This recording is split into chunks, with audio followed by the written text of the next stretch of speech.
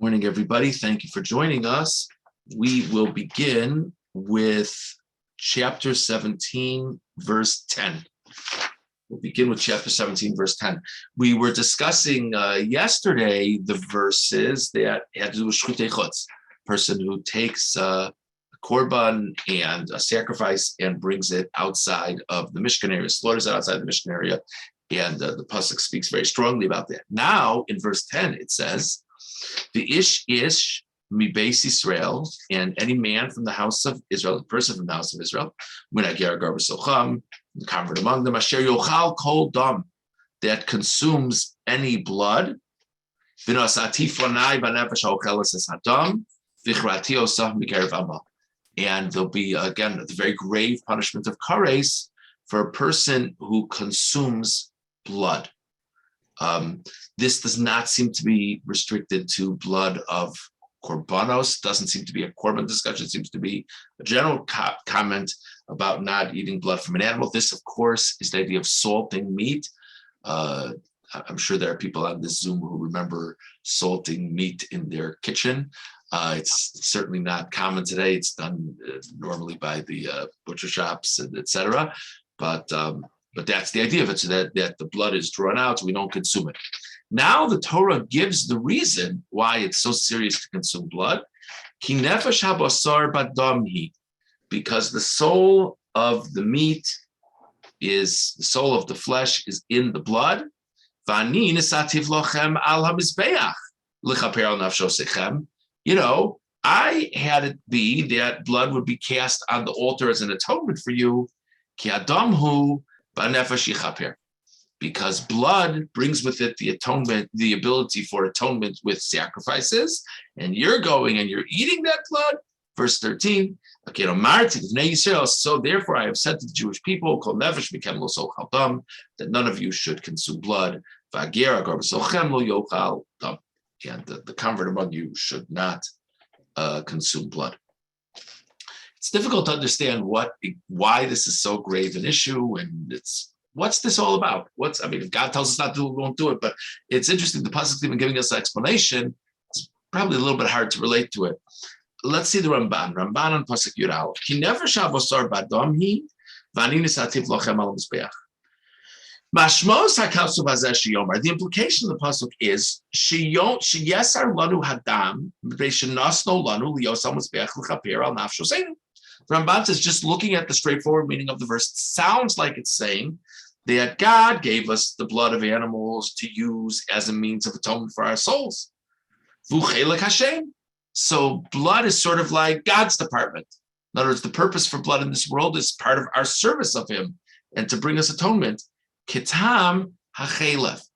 Ramban says this would be also similar to the idea of why there are forbidden fats in animals. When we talk about forbidden fats, we don't mean the fats your doctor tells you is not good for your health. That's actually called shuman. That's fat that's permissible to consume, but just advised against. But we're talking about fat that you never see because the butcher wouldn't sell it to you in the first place, because it gets cut off long before it's in your shopping cart.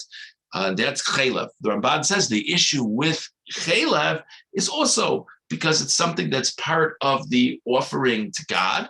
And so it's wrong for us, even animals that aren't being brought as offerings, it's wrong for us to consume them.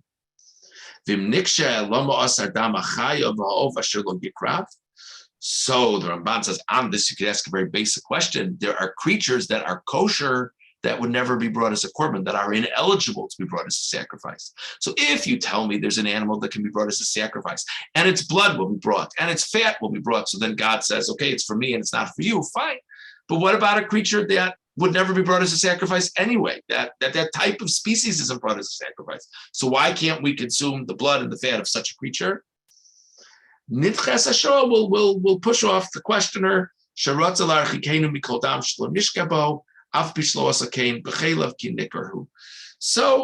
Ramban says to that, we can answer that God doesn't want us to be in the habit of eating blood, because if we're in the habit of eating blood, we'll make mistakes and we'll eat blood of animals that we shouldn't be eating.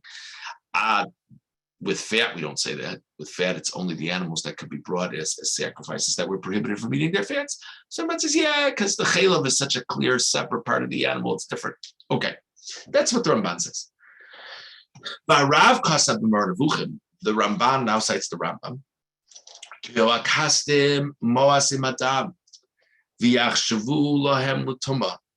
That the nation, the Kasdim, would be disgusted by blood, and they would think of it as being very impure. So the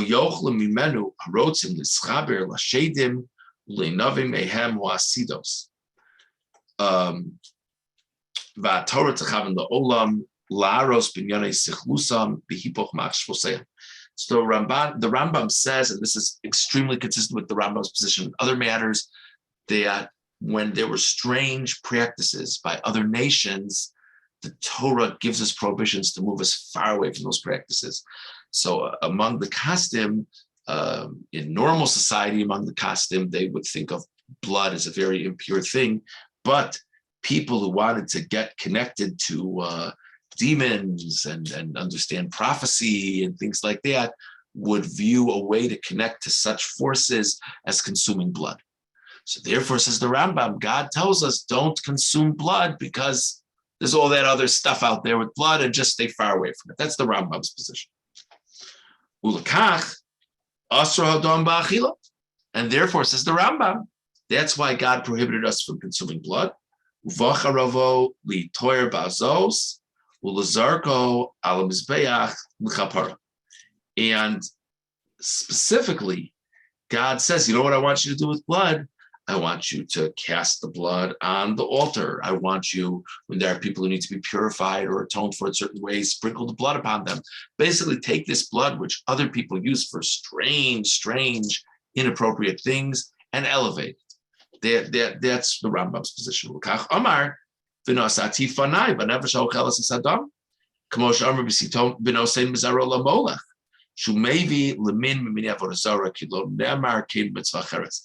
Ramban says, the pasuk that we read, the first verse that we read today, verse 10, such a strong language. God says, I'm going to place my face, I'm going to turn myself towards that person who consumes blood. That's pretty strong language from God. What does God care? If you don't want him to eat blood, tell him not to eat blood. If you want to punish him, but I place my face towards him. The Ramban says there's only two mitzvahs that we say that by. Only two prohibitions that God says, and if you do it, I'm going to really turn myself towards you in a negative way. This and molech, which is passing the child over the flame. Both of these, so molech was considered associated with the avodah zarah. So the Rambam's position would be that this whole practice of eating blood connected to such strange, inappropriate things in this world, ideas in this world, it's sort of like, and it's God saying, if you go down that road, I'm really going to have issues with you. So that's the Rambam's position. So the first chapter Ramban said was, blood is for lofty things, don't consume it. The Rambam says, blood is for crazy things. For crazy people who do crazy things, don't consume it, don't have anything to do with those people. The Elu Dvarim Yushav, the Ramban says, what the Rambam says makes a lot of sense. Doesn't sound that way from the verse, though. In other words, if it would just be no explanation given in the Torah, then the Rambam's explanation sounds great. But it doesn't sound like that's the explanation the Torah is giving. Shem Yomru Tamid B'Tamo Iser Ki Nefesh Kol Basar Damo B'Nafsho. We had it in our psukim because the life force of the animal is in its blood. What in the world does that have to do with what the Rambam was talking about? Ki Nefesh Basar B'Adami V'Ichser Mishnah Torah Chazak L'Vilti Achol Adam Ki Adam Hu Nefesh V'Lo Sachal Nefeshim Basar. All these psukim, he cites 3 different psukim throughout the Torah that all talk about the connection between the life force of this animal and blood.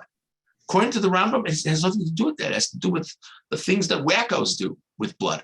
So it's not what's it about? The Rambam says, I think the real way to understand this is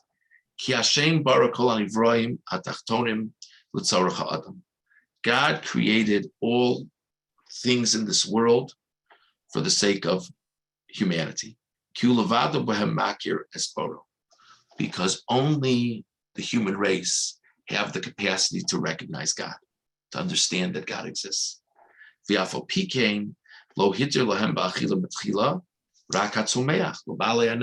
we discussed, I believe, yesterday, that originally Adam and Chava, and generations after them, by the way, were not allowed to eat animals.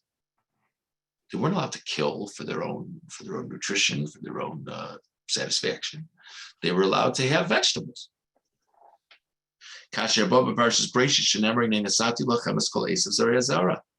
Kasher Hayib Mabel Shedid Solu B'Schuso Shel Noach V'Hikriv Mehem Korban V'Yelo Ratzon Lo Hitu Lemashchita. Then, after the flood, that it became clear that all of life on this world only was saved in the merit of Noach, and that if not for the fact that there was a tzaddik in this world, the world would have been totally destroyed, including these animals. So now humanity have earned the right to kill creatures to consume them, because all these creatures are only around because of humanity. It's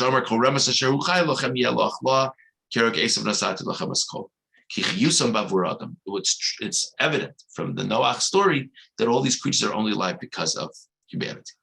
So now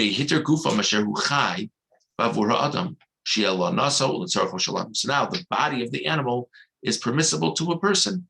He can benefit from it. A person can eat meat, and the life of an animal can be brought as an atonement before God. An animal can be brought as a korban. So we can eat the meat of an animal, and we can eat the korban of an animal. B'kreivim lefanav yisbarach lo sheyochlu ki ein lebal nefesh sheyochal nefesh ki anafashos kulon lokel b'nei b'nefesh ha'adam ki nefesh ha'adam ki nefesh ha'behema lo heina u'mikra echad lahem k'mozeh kein mozeh v'ruach echad lakol. So the Ramban explains as follows. He says, listen, the Torah tells us that the core of the life of an animal is its blood. Now, God does allow us to eat these animals. God allows us to do that. But there has to be a recognition that life is really for God, and that God is the master of all life. When man was first created, man wasn't allowed to kill animals for food. Now God allows man to do it, but he still wants there to be a recognition. And the recognition that life is truly God's is that we take one aspect of the animal and we say, hands off of that. And that's blood, because blood is essential for life. So even though humanity is allowed to consume of the animal, blood is not. Now, the only thing we can do with blood is we can bring it as a korban. Because when we're bringing blood as a korban, God is truly the master of life. So then he can have the blood as well, but not for our personal benefit and pleasure. The Ramban is longer than that, but at least that gives us a basic perspective on a very famous halacha that hopefully is a little bit easier to relate to now.